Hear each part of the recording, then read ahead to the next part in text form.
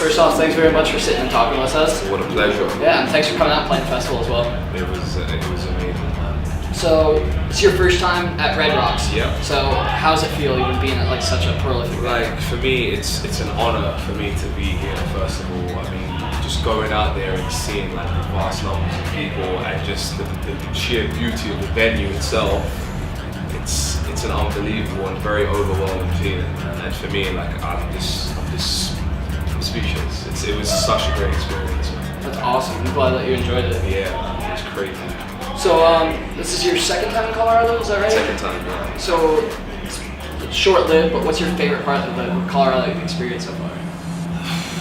I mean, just the general, like the surrounding, the atmosphere, the views. It's so like fresh. The people are very nice also. I mean, and just everyone, like every time I've come out here, so I mean I've obviously come in twice. Yeah. But the reception here has just been phenomenal.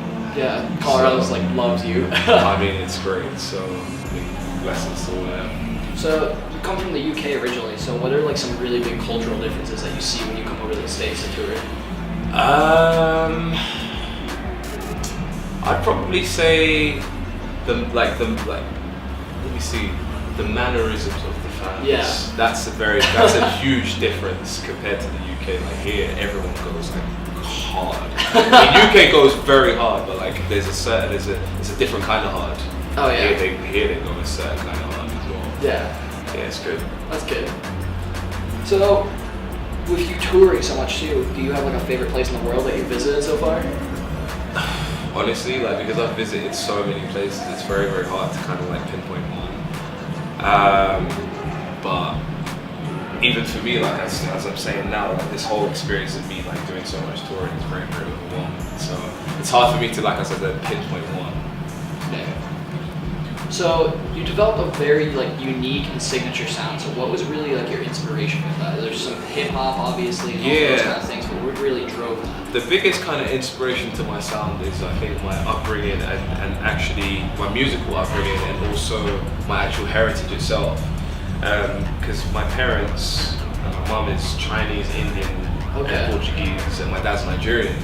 So the music in my household was so mixed and so diverse, like so much music from those countries mixed with like my dad used to love like disco, my mom loved country, and then being brought up in London, the garage scene, grime, drum and bass, and I loved hip hop. All of that combined created the sound. Yeah. So how I kind of create the sound is I like to take bits from everything and bring it into one. So like bits from like different genres and blend it into one track. Yeah, that really like shines through. Hell You yeah. can tell that too. So, while you're normally doing like sub-fill trap kind of style stuff, you just put out a track like I think it was a month ago called "And What," Yeah. which is very, very house inspired. Mm-hmm. So, where do you see yourself going with your music? Are you like you still have that signature sound with it, but do you see yourself kind of branching out into other genres, or do you still want to go with that trap sound? I create multiple genres. Like I don't consider my music being in one genre. I would never consider myself a trap producer. I would never consider myself a hip hop producer. I just produce music.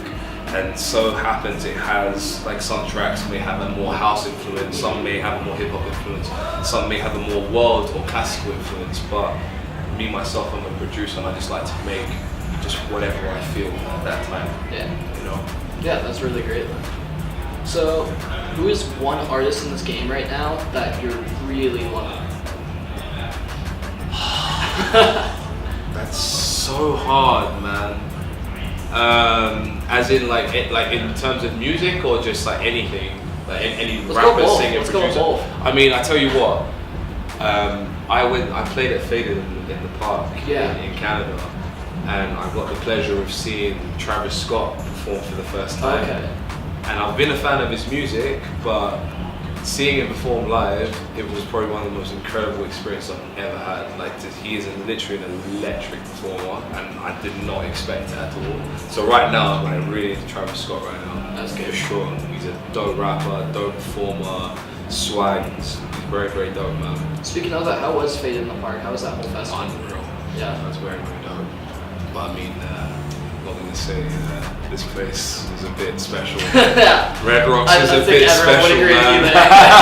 there. Red Rocks was a bit too special, to be honest. So, you become one of the hottest names in dance music right now. Really? So, I can see that. Like, a lot of people are loving your music right now. So, I mean, you just keep kind of growing. Where do you see yourself going in the next year? Is there something specifically that you have goals for yourself or anything? Goals for me. I mean, I reckon I would love to start like my own label for sure. Curate like my own, the talent, and also to create my own sound, because I'd love to kind of push something on my own label, for example, as opposed to like having to relent but depend on a major or any other one. I could just do everything for myself. In terms of, I mean, the shows itself, I would love to make them bigger and better. You're going to hear a lot more music from me, that's for sure. Yeah. And just the Troyboi movement is just going to keep going, and I'm going to be as more experimental as possible, push the boundaries for myself, and just enjoy it, And it's a pleasure to have everybody involved in this journey with me. So just buckle up and let's go. Yeah, I'm sure everyone's looking forward to that too.